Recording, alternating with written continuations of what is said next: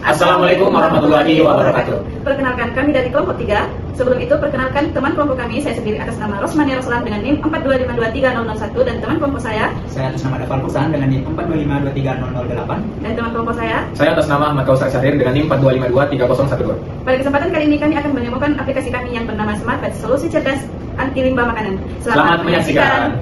Baik, jadi kita mulai dari awal.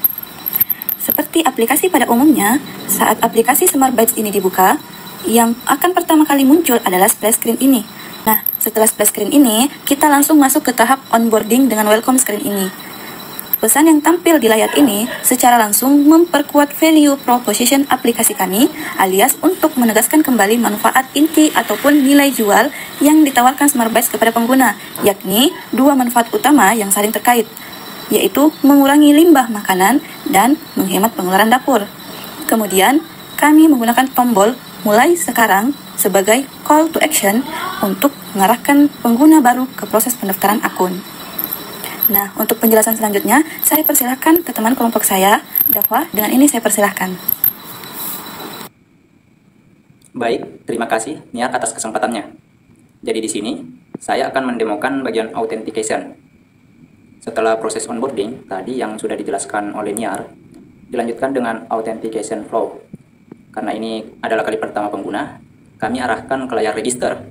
Kami meminta identitas dasar seperti nama, email, dan password yang akan kami simpan secara lokal di perangkat menggunakan share preference.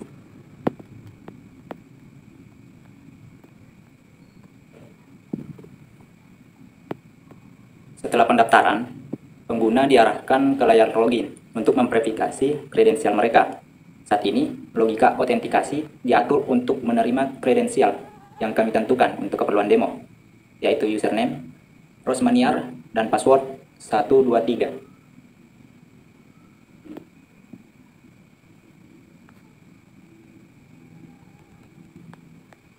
Nah, jika kredensial ini cocok, login dianggap berhasil dan pengguna akan langsung diarahkan ke main activity atau dashboard. Untuk penjelasan selanjutnya akan dijelaskan oleh Ahmad Kausar. Baik, terima kasih Dafa atas kesempatan yang telah diberikan kepada saya. Jadi, di sini saya akan melanjutkan demo aplikasinya. Nah, setelah login pengguna berhasil, seperti yang dijelaskan oleh Dafa sebelumnya, aplikasinya itu akan langsung menavigasi kita ke halaman dashboard. Nah, di sini saya akan menjelaskan tampilannya mulai dari bagian atas terlebih dahulu. Nah, di bagian atas bisa teman-teman lihat, kita sebagai pengguna akan disambut dengan ucapan selamat datang, kemudian diikuti oleh nama pengguna. Nah, nama ini diambil langsung dari data yang disimpan lokal saat login tadi. Nah, kan tadi kita login dengan username Rosmaniar, nah otomatis sistemnya akan mengucapkan selamat datang ke user yang bernama Rosmaniar, seperti itu. Nah, kemudian yang selanjutnya di card yang berwarna orange ini yang bisa teman-teman lihat, ini menampilkan informasi pengingat kepada user bahwa ada stok bahan makanan kita yang sudah hampir kadaluarsa. Nah, di sini perhitungan hampir kadaluarsanya alias dianggap hampir kadaluarsa ketika bahan makanan tersebut batas kadaluarsanya paling lama 7 hari dari hari yang sekarang. Nah, datanya itu diambil berdasarkan inputan dari usernya. Nah, karena di sini case-nya kita adalah user baru, maka kita belum menginputkan stok apapun. Jadinya sistem belum membaca bahwa ada atau tidaknya stok bahan yang sudah atau akan kadaluarsa dalam waktu dekat. Nah, kemudian salah satu fitur yang paling kami unggulkan juga adalah fitur tips dan juga edukasi dapur. Nah, kami memahami bahwa mengurangi limbah makanan bukan hanya soal melacak tanggal, tapi juga soal pengetahuan dan juga kebiasaan. Nah, di sini bisa teman-teman lihat di bagian tips dan edukasi dapur ini ada beberapa tips dan edukasi. Saya kasih satu contoh, misalkan bagaimana mengatasi minyak panas. Nah, di sini kita bisa tekan untuk membaca informasi selengkapnya.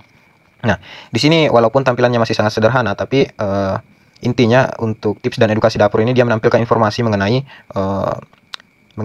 dapur itu sendiri. Nah, kemudian yang selanjutnya adalah rekomendasi resep. Nah, ini salah satu fitur utama, bisa dibilang fitur utama dari aplikasi ini. Nah, tapi di sini masih kosong. Kenapa? Karena kita sebagai user baru itu seperti yang saya katakan tadi belum menginputkan stok apapun. Nah, di sini saya akan mencoba untuk menginput stok di halaman stok ini.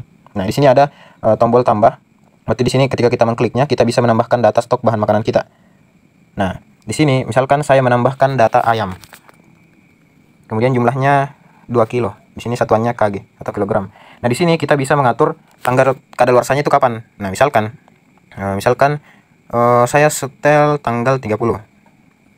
Kemudian kategorinya itu apa? Nah, karena tadi ayam berarti dia kategorinya daging.